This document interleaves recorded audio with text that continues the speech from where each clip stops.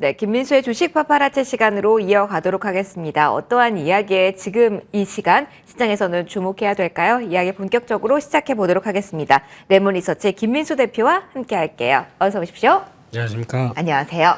자, 오늘도 궁금합니다. 시장에 힘이 없다 보니까 어느 쪽 이야기에 시선을 돌려야 될지 정말 어려운 요즘이거든요. 자, 민수패치가 취재한 오늘의 테마 질문 드리겠습니다. 어디입니까? 네, 사람들이 전혀 관심 없는 네. 시장에서 그렇게 좀 소외됐던 쪽에 하나 의류 업종이 그래도 대표주와 함께 변화가 나오는 것 같아서 한번 뜯어보자 이렇게 말씀드리겠습니다.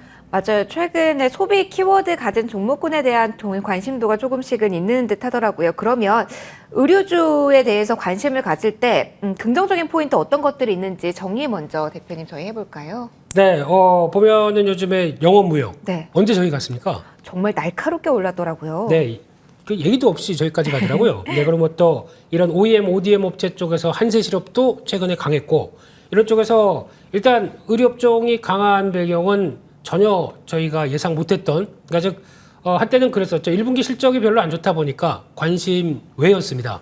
근데 그런 상황이다 보니까 실적은 안 좋아도 워낙 또 갖고 있는 체력 대비해서 적자가 뭐 크게 나는 것도 아니고 그런 쪽에 변화가 소외됐던 부분들이 이제 변화가 나오기 시작하는데 그때 이제 코로나19 때는 다 힘들었었죠. 네. 그러다가 어떤 제대로 또 공장 가동이 안 되다 보니까 멈췄던 공장과 또 재고도 거의 없는 상황 쪽에서 그런 쪽에서 이제 리오프닝이 되기 시작하다 보니까 갑자기 재고를 막 늘리는 과정이 나왔었죠. 그러니까 한때 그때 의류주가 또 좀 변화가 나왔습니다. 그러다가 또 이 정도면 됐어 라고 하다 보니까 재고가 쌓여서 좀 안 팔리는 경향이 나오고 게다가 소비 심리 약간 좀 위축되다 보니까 급하게 또 쌓인 재고가 소비를 되느라고 소진되느라고 또 주가는 부진한 모습들이 또 1분기까지 연결되다 보니까 그런 과정들이 이어졌었는데 그런 과정에서 또 다시 재고가 빠집니다. 그러면 다시 재고를 확충하기 위한 또 변화가 나오겠죠. 그래서 글로벌 의류 재고와 함께 주가 흐름들도 같이 변하는 흐름들이 크게 수출 쪽에 대한 데이터와 연결돼서 나온다라고 하게 되면 이 부분이 가장 중요하게 봐야 될 포인트가 아닌가 생각되고 있고요.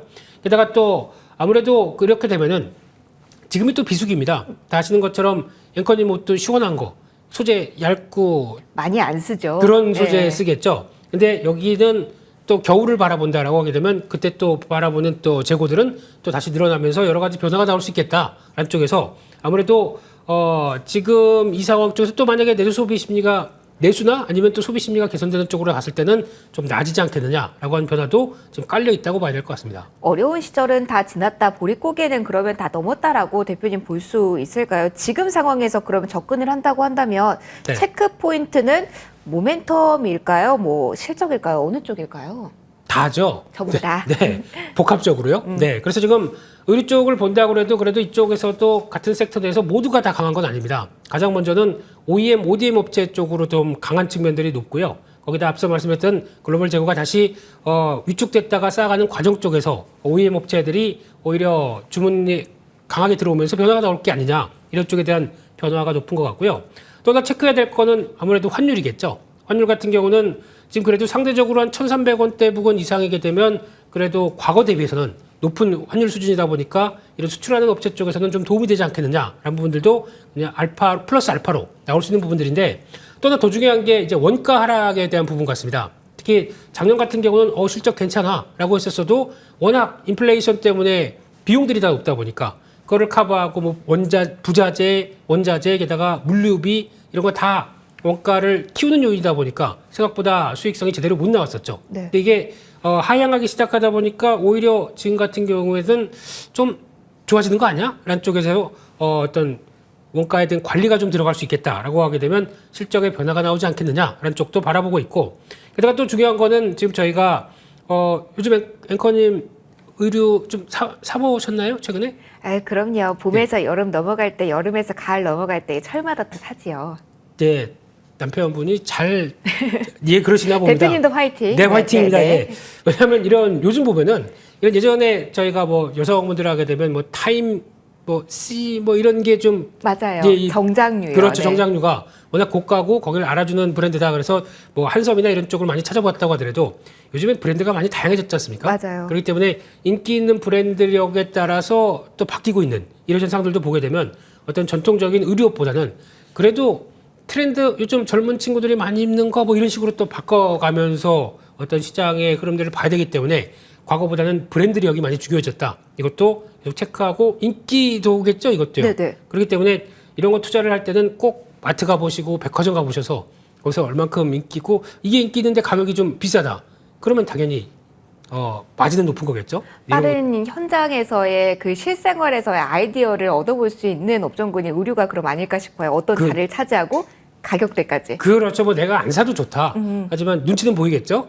예, 들었다 놨다 한다고 하더라도 그런 변화들은 중요하죠. 계속 체크해야 될 것 같습니다. 그러면은 저희 브랜드력 중요하다고 말씀을 해주셨는데 종목으로 좀 이야기를 해볼게요. 어떤 종목 중심으로 의류주가 이런 움직임을 보였다. 이게 중요하다라고 포인트 대표님 볼 수 있을까요? 네, 앞서 잠깐 말씀드렸듯이 영업무역이 가장 셉니다. 업종 내에서도 거의 6월 달에 25% 올랐습니다. 그래서 지금 현재 주가도 시총이 한때 2조 원이 안 됐던 부분들이 2조 6천억까지 쭉 올라오다 보니까 많이 올랐구나 생각이 드는데 하지만 그럼에도 불구하고 지금 작년 대비해서 나왔던 실적과 같이 비교해 보게 되면 PR 기준으로 보게 되면 3배밖에 안 됩니다. 그만큼 물론 이제 작년이 워낙 강했기 때문에 네. 근데 그거보다는 감익된다고는 한다고 하더라도 약간 순익 연간으로 한 6천억대는 나오지 않겠느냐라고 하게 되면 지금 시총 2조 6천억은 싼 게 아니냐라는 쪽에 대한 변화가 좀 주가에 작용한다고 봐야 될 것 같고요.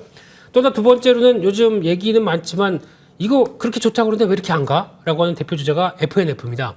이쪽은 성장은 보여주는데 아직까지 발목을 잡는 것 중에 하나가 그거죠. 중국 관련된 쪽의 이슈들. 그렇기 때문에 중국이 한한령 여파도 있겠지만 내도 소비 심리가 그렇게 예전보다 썩 좋지 못할 거에 대한 부담감들이 주가에 작용한다고 봐야 되겠죠. 그래서 이거는 약간 그럼에도 불구하고 주가가 만약에 싸진다라고 하게 되면 오히려 저점 매수는 한번 노려볼 필요가 있지 않나 라는 쪽에서 타이밍을 좀 봐야 될 상황이라고 봐야 될 것 같고요.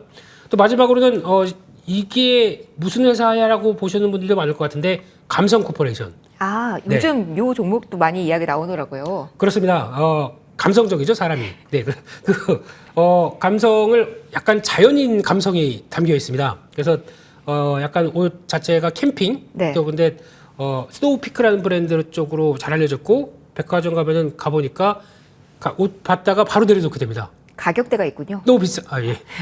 천 하나에 그렇게 비싼지는 몰랐는데 그런 쪽에서 이제 이것도 인기가 좀 있다 보니까 일본이나 아니면 또 중화권 진출한다 이런 소식들이 아무래도 주가에 또 긍정적이겠다라는 쪽도 작용을 하는데 성과가 나와야 되겠죠. 많이 오른 만큼 성과도 체크해보자 이렇게 말씀드리겠습니다. 알겠습니다. 성과도 체크해 보면서 위치가 지금 어디인지에 대해서도 주요 종목들을 볼 때 봐야 될 것 같군요. 저희 의류주에 대해서 전략 포인트 어떻게 잡을지 그리고 한 종목 골라서 포인트 짚어볼 텐데요. 그건 장 마감 이후에 해보도록 하고요. 일단 오늘 장 문을 닫도록 하겠습니다. 고점 대비로는 좀 많이 내렸습니다. 저점에 가깝게 마무리 대기하고 있는데요. 외국인 쪽에서의 매도세가 거센 오늘이었습니다. 장 마감 이후에 한 번 더 설명드리도록 할게요. 일단 6월 23일 금요일장 이렇게 문을 닫겠습니다.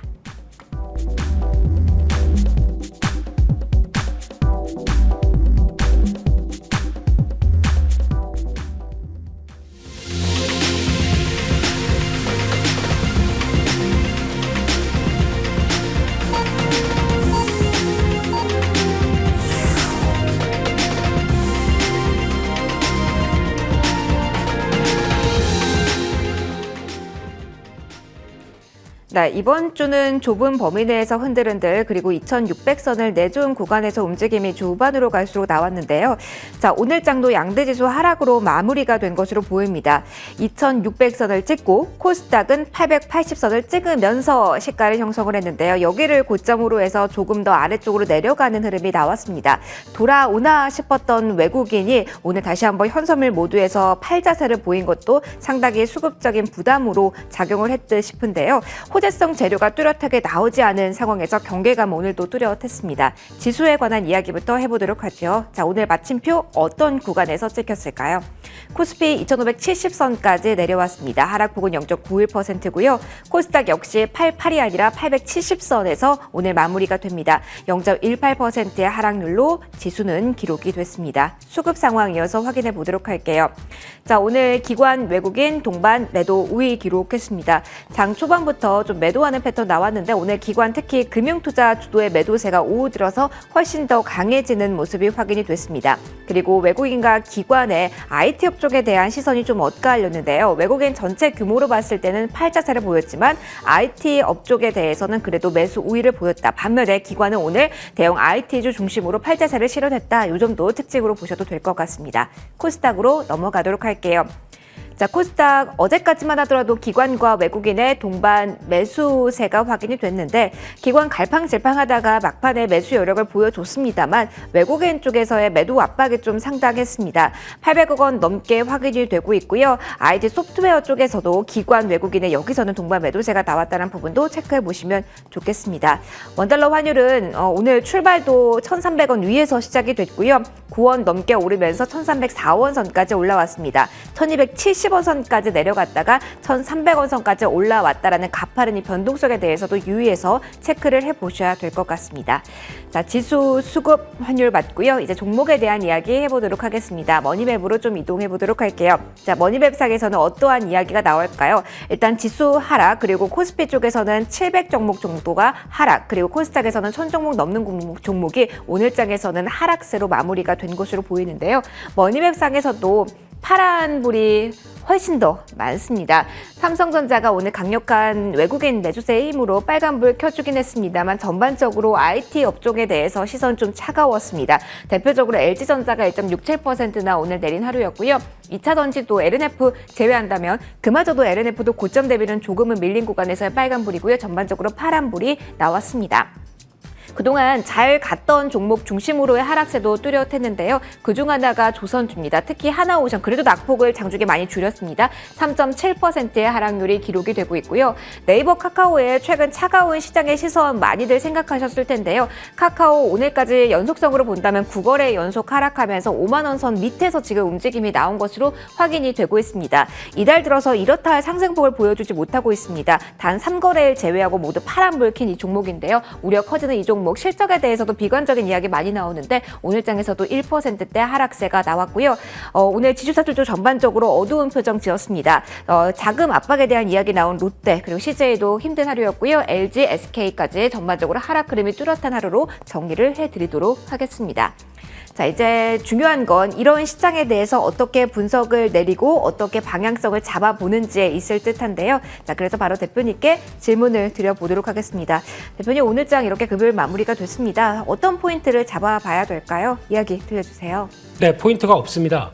시장이 재미가 없습니다. 그런 쪽에서 금요일 날인데 간신히 2,570 맞춰놓고 끝났는데 그런 쪽에서 외국인들 오늘 그러니까 어제부터 나온 변화는 선물 가지고 또 위아래로 흔드는 그런 변화가 나오면서 오늘은 또 대규모 선물 매도가 나오면서 한 10,000개 정도 매도 나왔고 그거에 비해서는 주식 매도는 뭐 그렇게 크지 않다라고 볼 수 있을 것 같은데 그래도 또 가랑비에 옷 젖죠. 그러면서 살금살금 나오는 매물들 좀 그렇게 야속하다라는 생각도 들고 있고요. 그런 쪽에서 지금 오늘은 선물 매도와 프로그램 매도가 같이 동반적으로 나오는데 그런 관점이 나오다 보니까 크게 어떤 지금 당장의 호재나 아니면 시장에서 기대할 수 있는 부분들, 특히 환율 관련된 플레이를 하는 입장 쪽에서 외국인을 본다고 하더라도 1,300원대 다시 올라오다 보니까 그러면 굳이 여기서 적극적으로 대응할 자리는 아니겠네? 라는 쪽에 대한 변화가 나왔다는 점, 이것도 눈여겨봐야 될 것 같고요. 그러다 보니까 지금 시장에서는 약간 위축되고 지금 당장 뭐 어떤 변화가 없는 상황이다 보니까 단기적인 어떤 재료가 없는 가운데 게다가 또 섹터도 어떻게 뚜렷하게 딱 이거라고 말씀드리는 게 별로 없습니다. 그나마 찾게 되면 그냥 반도체 쪽 그쪽에 대해서는 여전히 살아있다라고 봐야 될 것 같고 오늘 같은 경우에는 약간 또 제약 바이오 섹터 이쪽에 대한 선별적인 종목들이 좀 움직이는 가운데 뭐 뚜렷한 방향성은 좀 없다라는 쪽에 대한 흐름들이 시총 상위권 종목 중에서 나타났고 코스피는 좀 심하네요. 네, 올라가는 게 삼성전자 만약에 마이너스였으면 더 빠졌겠네요. 네, 이런 쪽에서 일단 다음 주를 바라보는 입장에서도 이런 분위기 좀 더 이어질 수 있겠다는 생각 쪽에서 좀 약간 대비도 해야 되지 않나 생각이 들고 있습니다. 그럼 시장 상황이 녹록지가 않습니다. 내가 주도주다 이렇게 외치는 종목이 없다 보니까 계속 힘이 없는데 그럼 이런 상황 속에서 의료주에 대한 전략을 잡는다면 어떻게 잡아봐야 되나요? 그게 더 어렵네요. 네, 항상 주식은 어렵습니다. 맞아요. 네, 어려운데 그중에 또 의류 섹터 쪽에서 그러면은 다들 영업무역처럼 다 올라갈 거야라고 보기에는 아직은 또 주변 상황들이 그렇게 만만치는 않겠죠. 그런 쪽에서 아마 영업무역을 필두로 해서 몇몇 업체들이 주가가 강했던 거는 그거를 어느 정도 움직였던 거에 대한 배경을 여기서 쫓아가는 것보다는 또 한번 추세적인 흐름들을 확인돼야 대응할 수가 있겠죠. 그렇게 되면은 아마 2분기 실적 흐름들을 확인하고 거기서 아마 빠르게 변하지 못했을 겁니다. 하지만 그런 쪽에서 하반기에 대한 변화 흐름들 체크해 보면서 오히려 또 글로벌 재고 동향 이것도 같이 체크하고 바라보시는 게 좋은데 그만큼 소외됐다가 저평가로 움직이는 만큼 그에 따른 흐름들이 그런 근거가 다가온다. 주가도 반응을 하겠죠. 그런 쪽에 대해서 변화를 보고 거기다가 이 저평가된 종목들이 뭔가 붙었을 때 움직일 수 있는 가능성들은 계속 체크해보자 이렇게 말씀드리겠습니다. 계속 체크해 가면서 수급 상황 뉴스 여러 가지를 좀 봐야 될 것 같아요. 그러면 한 종목 좀 꼽아서 그 범위를 좁혀보도록 하죠. 자, 의류주 쭉 봤습니다. 저평가 이야기를 계속 해 주셔서 그 포인트도 가져갈 것 같은데 어떤 종목 저희 꼽아서 눈길 더 줘볼까요? 네, 그래도 여름이죠. 네. 네, 여름이면은 거기에 걸맞는 또 의류 쪽에서 수영 가야죠. 수영 가야죠. 네. 예, 거기다 이제 파도 요즘도 그거 합니까? 그 파도 타고 막 그럼요. 다 하죠. 서핑도 하고 다 합니다. 네, 네 그렇습니다. 방송해야죠. 예, 그래서 예. 베럴이라는 회사입니다. 다 아시는 이제 래시가드 쪽에 주력하는 회사고요.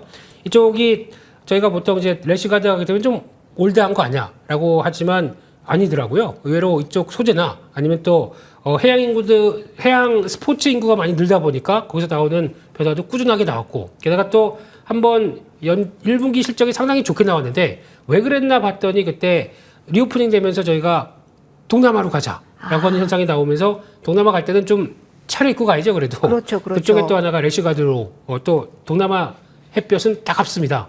그러다 보니까 거기서 준비하는 과정 쪽에서 좀 이어졌던 수요도 있었다라는 쪽으로 바라보고 있고 일단 지금 또 회사가 스위머즈 제품이라고 그래서 약간 화장품 쪽으로도 넘어갑니다. 네. 즉 샴푸 또 거기 선블락 또 그 전용 수영하면은 이게 약간 그 염소가 담긴 물이라고 하더라고요. 네네. 예, 그게 약간 소독약이라고 하죠. 그거에 따라서 피부를 보호하는 이런 화장품. 오. 네, 수영 좋아하십니까, 앵커님? 좋아하지 않습니다. 네. 기미 보호에 관심이 많습니다. 계속해 주시죠. 예. 그런 쪽에서 네. 화장품 쪽으로도 확대된다 그러면 아마 여러 가지 변화가 좀 나오지 않겠나라는 쪽으로 바라보는데 더 네이처홀딩스가 인수를 하다 보니까 그렇게 되면은 지분 한 47.7%를 갖고 있는 상황 쪽에서 그러면 더 네이처홀딩스는 약간 내셔널 지오그래픽 쪽이죠. 근데 네. 그쪽에서 또 겨울 쪽에 대비하고 특히 배럴은 여름을 대비하고 이런 쪽의 흐름을 보게 되면 시너지는 나올 수 있지 않겠느냐라는 쪽에서 정상화의 무게를 두고 턴어라운드가 된다라는 관점 쪽에서 앞으로의 변화 보셨으면 좋겠습니다. 어디까지 그러면은 가격적으로 바라볼까요?